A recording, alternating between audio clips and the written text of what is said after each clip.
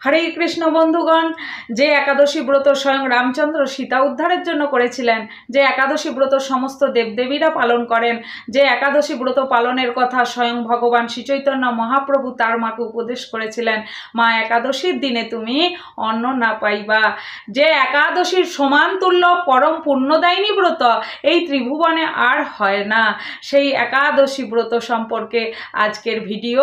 হরে কৃষ্ণ বন্ধুগণ, সকলের প্রণাম জানিয়ে আজকের ভিডিওটি শুরু করছি। একাদশী খুব সামনেই, আগামী 8ই এপ্রিল মঙ্গলবার কামদা একাদশী ব্রত। তো এই একাদশী ব্রত পালন সকলের করা অবশ্য কর্তব্য, কারণ যে ব্যক্তি মনুষ্য দেহ পেয়ে একাদশী ব্রত না পালন করে সে ব্যক্তি জীবিত হয়েও মৃত ব্যক্তির সমতুল্য হয়। যে ব্যক্তি একাদশীর দিন অন্ন ভক্ষণ করে সে প্রত্যেক গ্রাসে গ্রাসে ব্রহ্মহত্যা সম পাপ ভোজন করে। যে ব্যক্তি মনুষ্য দেহ পেয়ে একাদশী ব্রত না পালন করে তাকে কয়েক কোটি কল্প পর্যন্ত নরকের যন্ত্রণা ভোগ করতে হয়। যে ব্যক্তি মনুষ্য দেহ পেয়ে একাদশী ব্রত না করে সে ব্যক্তি মনুষ্য দেহ পেলেও পশুরই সমতুল্য হয়। তাই আমাদের প্রত্যেকের কর্তব্য একাদশী ব্রত পালন করা। আগামী 8ই এপ্রিল মঙ্গলবার কামদা একাদশী ব্রত। একাদশী ব্রত করলে একাদশী ব্রত মাহাত্ম্য অবশ্য শ্রবণ করতে হয়, তবেই একাদশী ব্রত সুসম্পন্ন হয়। চলুন কামদা একাদশী ব্রত মাহাত্ম্য আমরা সকলে মিলে শ্রবণ কীর্তন করি।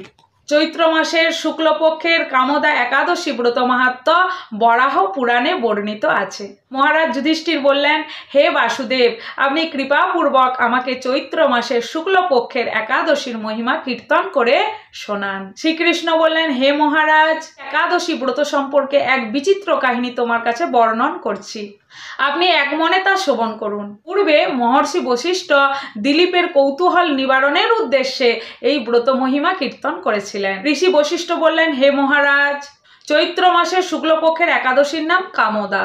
এই তিথি পাপনাশক ও পূর্ণদায়িনী। পূর্বকালে মনোরম নাগপুরে স্বর্ণ নির্মিত গৃহে বিষধর সর্পেরা বাস করতেন। রাজা ছিলেন পুণ্ডরিক। গন্ধর্ব, কিন্নর, অপ্সরাদের দ্বারা তিনি সেই পুরী মধ্যে অপ্সরাশ্রেষ্ঠ ললিতা ও ললিত নামে গন্ধর্ব স্বামী স্ত্রী রূপে ঐশ্বর্যপূর্ণ এক গৃহে পরম সুখে দিন যাপন করতেন। একদিন পুণ্ডরিকের রাজসভায় ললিত একা গান করছিলেন। এমন সময় ললিতার কথা তার মনে পড়ল। সঙ্গীতের স্বর, লয়, তাল সবের বিপর্যয় ঘটল। কর্কটক নামে এক নাগ ললিতের মনোভাব বুঝতে পেরে গেল।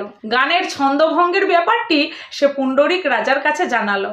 তা শুনে সর্পরাজ ক্রোধ ভরে ললিতকে বলতে লাগলেন, এ কামাতুর দুরমতি, তুমি রাক্ষস হও, অভিশাপ দান করল।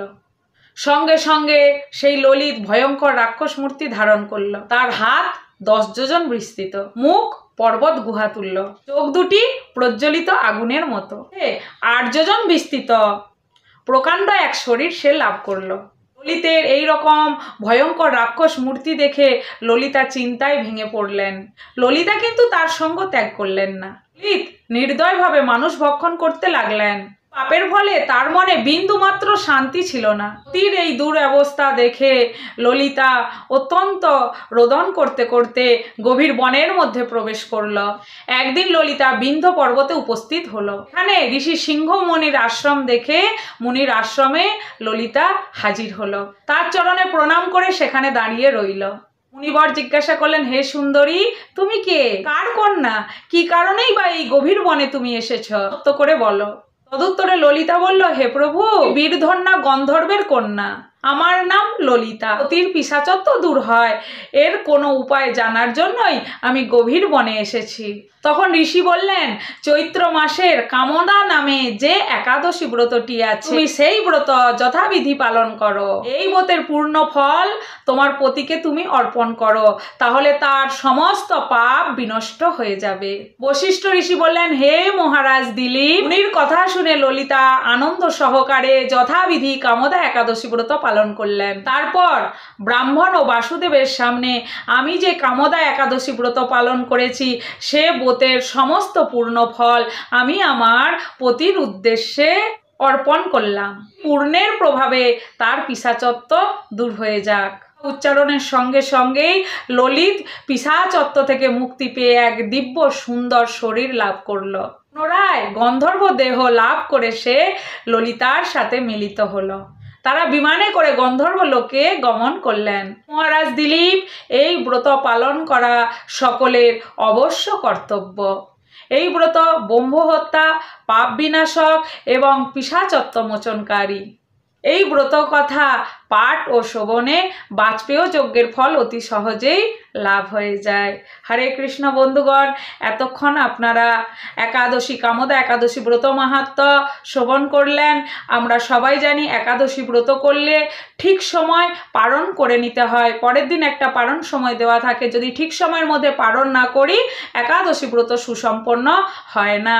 তাই কামদা একাদশী ব্রতের পালন সময় হলো 9 এপ্রিল 8:34 মধ্যে। সবাই যথা সময়ে একাদশী ব্রতের পালন করবেন। সবাই সুস্থ থাকবেন, ভালো থাকবেন। আজকের ভিডিওটি ঠিক এই পর্যন্তই।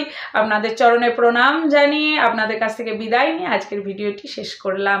হরে কৃষ্ণ।